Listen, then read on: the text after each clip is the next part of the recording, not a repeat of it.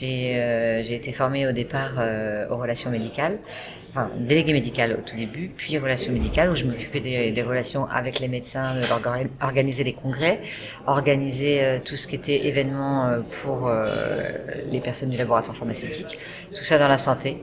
Donc c'est plutôt une formation de marketing et à la fois d'organisation d'événements dans un milieu du médicament et de la santé.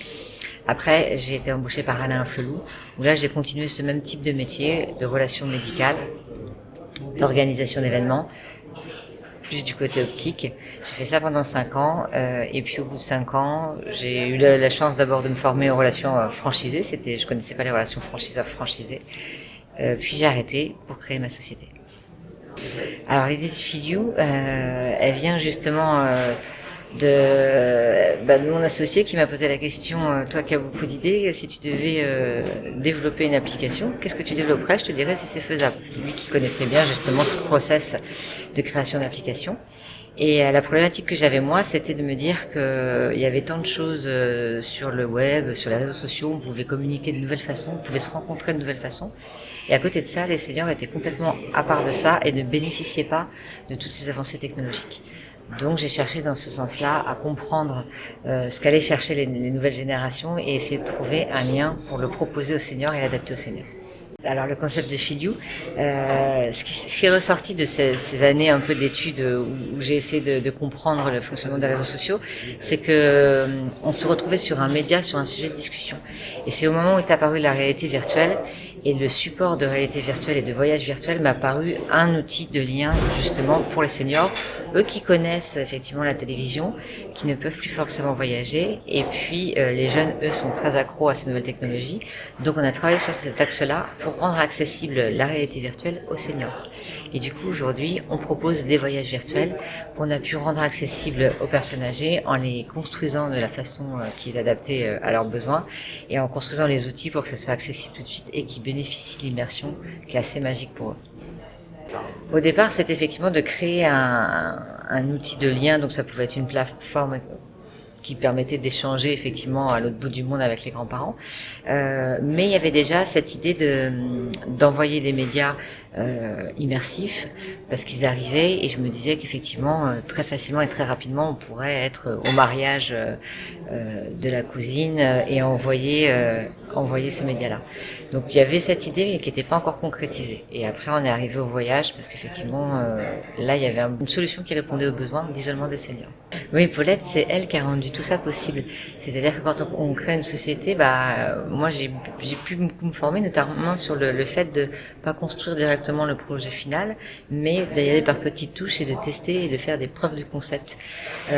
Donc tester l'immersion, savoir si le voyage immersif était adapté aux seniors.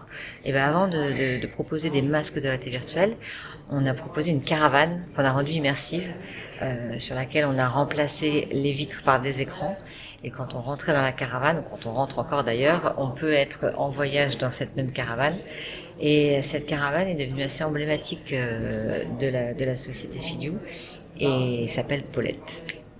Les masques de réalité virtuelle, ça permet là d'aller un peu plus loin dans le concept et d'aller vraiment travailler sur nous, ce qu'on voulait résoudre aussi, c'était le déclin cognitif, le déclin du moral des personnes âgées quand elles perdent l'autonomie. Et au-delà de la solution de lien social que présente cet outil, c'est un vrai outil justement pour repousser le déclin cognitif. Donc le masque est l'outil le plus rapide et le plus efficace. Par contre, la caravane, c'est un outil en plus pour créer un événement autour de tout ce que met en place une maison de retraite ou une résidence senior ou une association. Elle peut finaliser un travail de 4-6 mois avec un événement dans Paulette et ça fait vraiment un lien super pour terminer tout ça. Alors il y a un bénéfice immédiat quand on arrive, en tout cas en maison de retraite, c'est des personnes qui ont vu leur espace de déplacement assez restreint. Et donc directement, elles se retrouvent projetées dans une réalité qui ne leur était plus accessible.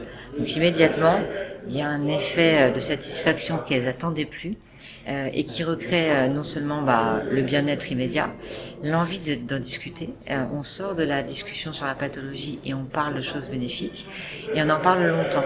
Et le troisième apport, c'est que ça recrée l'envie de faire quelque chose et de revivre l'expérience. Donc c'est des personnes qui se projettent plus trop sur le futur Et là, tout d'un coup, on leur repropose d'aller sur des destinations qu'ils avaient plus en tête. Ça, c'est des bénéfices vraiment sur le bien-être. Après, on est en train de monter une phase de recherche clinique pour pouvoir mesurer plus précisément l'impact sur la santé générale, sur le moral, sur la...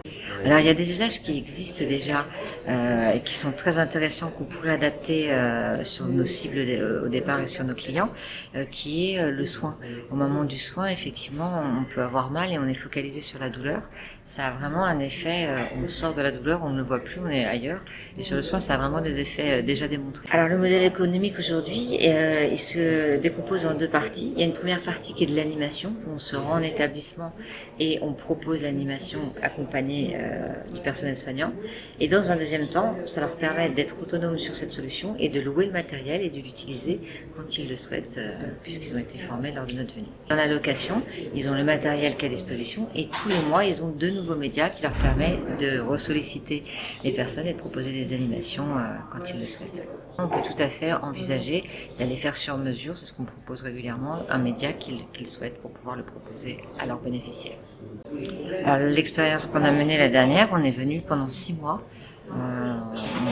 Chaque mois, on venait faire une visite avec les résidents. Alors la première fois, il y avait de la curiosité pour certains, de la réticence pour d'autres. La curiosité des premiers a permis aux autres d'y aller parce qu'effectivement, même quand on regarde quelqu'un qui fait de la réalité virtuelle, surtout sur les personnes âgées qui sont extrêmement expressifs, l'envie d'essayer aussi a permis aux autres d'essayer. Et puis certains résidents étaient complètement réticents, on a été les voir en chambre, et chez des personnes qui ne souhaitaient pas participer aux activités, qui étaient sur des phases de repli, qui ont accepté finalement de mettre les yeux dans le masque, se sont sentis apaisés la première fois, et puis la deuxième fois sont venus en réunion collective, et la troisième fois étaient là avant tout le monde pour nous attendre. Donc c'est vraiment quelque chose sur le long terme en plus qui recrée le retour vers le collectif.